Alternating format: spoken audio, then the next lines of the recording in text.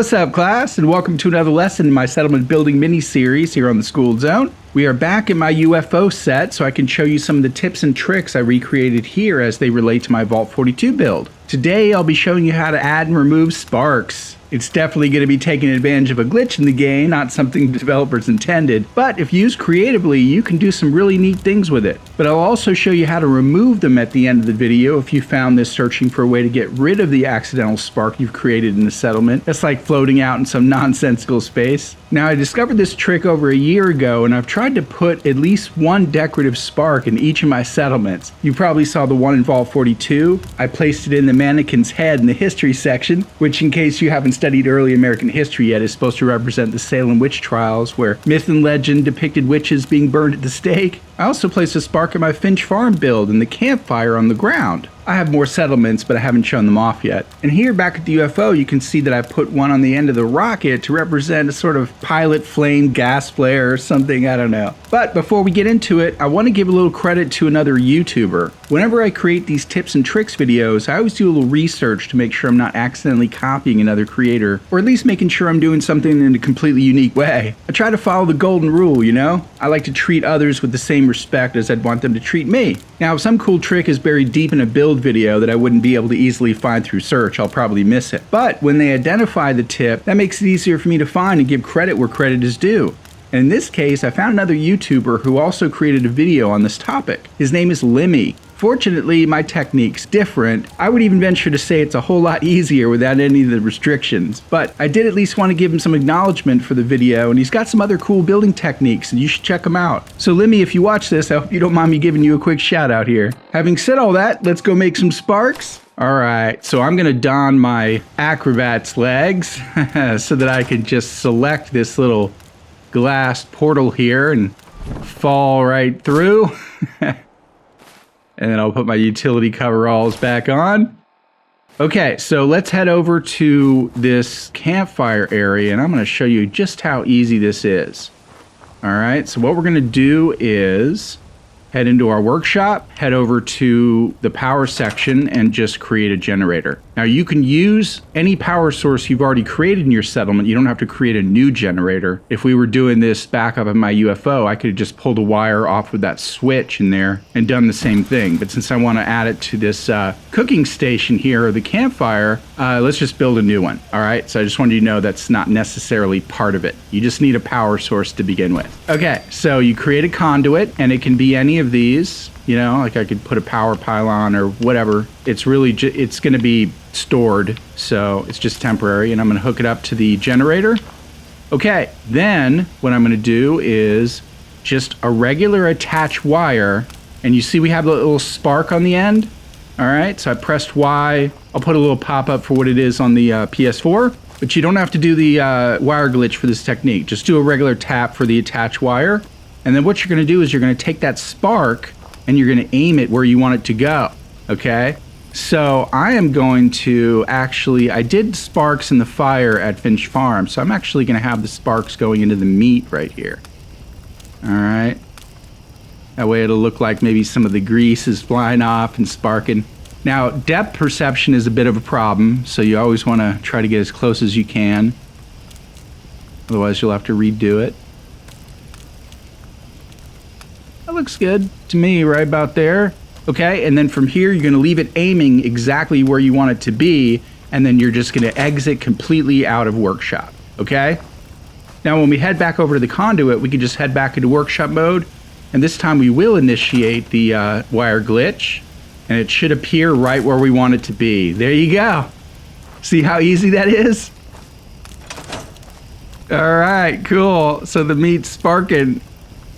It's a little dramatic, but you guys get the idea, okay? So that's the gist of it. Now, from here, if you want to, you can go ahead and get rid of this generator, like if it wasn't meant to be part of your build, okay? If I had done it, like when I did it to the end of the rocket up in my UFO, I just used a wire off of a switch because that was attached to the fusion reactor upstairs, okay? Same principle will apply. The only trick to make this work, though, is you need to make sure that a spark appears, all right? Because sometimes a spark won't appear. The easiest way to create that little spark on the end before you aim it is to make sure it's the end of the line of an electrical network, okay? Give it a try wherever you want, but that's the best way if you're having trouble recreating that spark. Okay, now from here, if you wanted to get rid of the spark, all you'd have to do is go back into workshop mode and do a regular initiation of the attach wire. Spark's gone. Now I can start over and re-aim it. Okay? So let's get a little farther in right there. Exit out of workshop mode. And then I can just go back into workshop mode, initiate the wire glitch, and it should appear right where I left it. Perfect.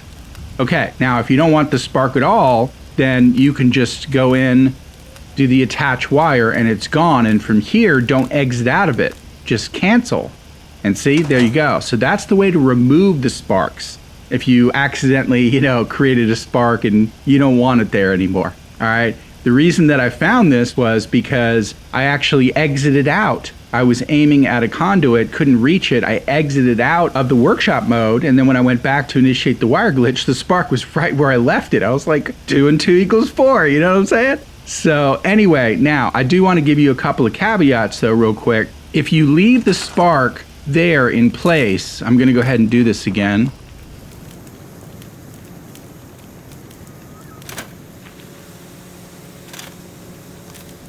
Okay, so the spark's back. Now, if I leave this spark there for a few days, do a bunch of fast traveling or whatever, and come back, the spark will become permanent, okay? That's the reason why you can use it to decorate your settlements. Otherwise, the next time you just went into wire something up, it would disappear. So you have, anywhere between a few hours to a few days to change your mind. Now, if you're trying to get rid of a spark that's in an annoying place and it's been a really long time, chances are it is going to be permanent and you won't be able to get rid of it. But I would recommend at least giving it a try, okay? Find the original power source, make sure that you have a conduit hooked up to near where it is, and then just try initiating the spark and see if it gets rid of it. But if you can't get rid of it, it's because time has gone by, okay? I don't know the exact number of hours or days or whether it's triggered by fast traveling or whatever, but at least you have some time to change your mind before you leave your settlement or go to sleep or whatever. So that's the good thing. Oh, and the other thing is that you can only have one spark per generator, all right? Unless I haven't tested this yet. If a long time has gone by, I could leave this generator here, come back in a week in game time or something, and then I could probably create a second spark with the same generator, okay? But normally what's gonna happen is if you're in the middle of a building session and you attempt to make a second spark with it, you'll have to create a new generator, okay? Now I like where that is. That looks good to me. So I'm gonna go ahead and get rid of this generator, just store it, and this conduit. Okay, now as he turns it, I didn't even think about that actually. As he turns it, yeah, it's gonna stay in the same place. Oh, that's a good one. Okay, well, let's test and see if we can get rid of this now. I don't know if I can now. Didn't even think of that, Mr. Settler Man. Hilarious. It got rid of it. See that? When I attach the generator to the conduit, it got rid of the spark, okay? So now I can actually decide whether I want a floating spark where they rotate or just go ahead and put it in the fire. You know what I mean? So that's good. That's good news. That means even if you get rid of the generator and you put a new one down, or at least the stored one, then it should get rid of that spark. So that's actually good news. So that little experiment helped prove that you can still get rid of the sparks even if after you've gotten rid of the generator. It's just going to make it permanent if a certain amount of time has gone by, okay? So there's been other settlements where I've created multiple sparks, and it's just because I either created a new power source or, just like had a generator side by side to create them, or I just let enough time go by to make it permanent, okay? So hopefully that explains some things. I will figure out where I want to put that spark, whether I want to put it in the fire or come up with some creative other way to place it. And, maybe I can place it right on the center line there.